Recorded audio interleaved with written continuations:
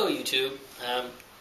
Many of you, going way back in the archives of history, you might remember my coming out video. When I talked about the nerdiest thing I did was I explored my sexuality by reading about it through books. And the first place I went to was Barnes & Noble's. And I very shyly and nervously went to the gay section and slowly edged my way to where those books were. And the very last thing I wanted to do was be talked to by somebody. Well, remember the person I told you came up to me? Here he is, fresh from Seattle, Washington. This is my good friend Jeff, who was probably the very first person to talk to me about being gay. That years and years and years ago. Yes. So, say hello, Jeff. Hello. So what are some of your memories of that day? Oh my God. It was so freaking long ago. We're getting old. It's true. Being completely and utterly terrified. I can actually remember walking to the aisle and seeing you looking at a book and not wanting to be in the aisle at the same time as you were. So standing at the opposite end, kind of looking around the corner, waiting for you to leave, which, of course, you didn't. So I would kind of walk up, and I think I picked up the same lesbian love story like 3 times, actually.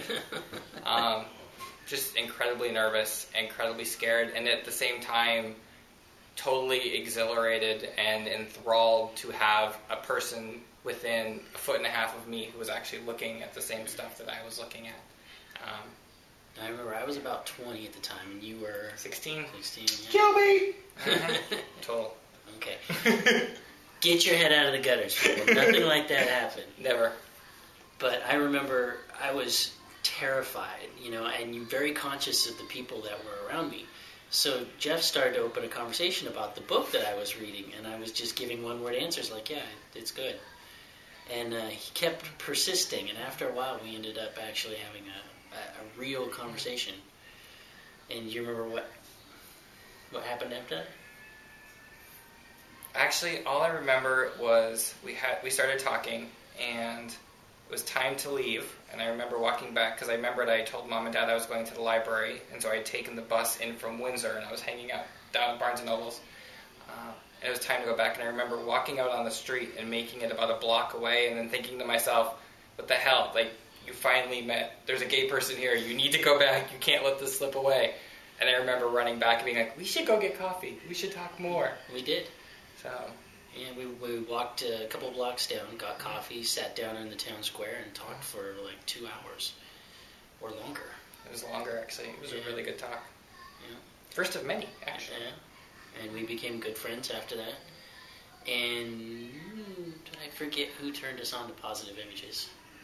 It was something we just saw on the back of the I think we saw it on one of the papers. We were actually, it was at, what was the name of the coffee shop over by Santa Rosa Junior College that you and your friends used to hang out all the time? Oh, Higher Grounds. Yes. It was in the back of a paper that I pulled up there while you guys were looking at your game stuff. And that was another experience that we took together. But were it not for those first conversations, I don't think any of us would be as far along as we were at that point in time, because we were all living our own little isolated lives, and we thought we were the only people out there for miles. And all it took was one other person. And now, even though Jeff lives in Seattle, miles and miles and miles away, and has his own life, he's still my bud forever, and we'll always have that time. So, YouTube, you got a little window on our life. Is there anything you'd like to add? Just for all of you kids, especially that are out there watching this, and I'm sorry, young adults, if you get the urge to sit there and you meet somebody and you're scared about talking to them, but you want to talk to them, it never hurts just to try.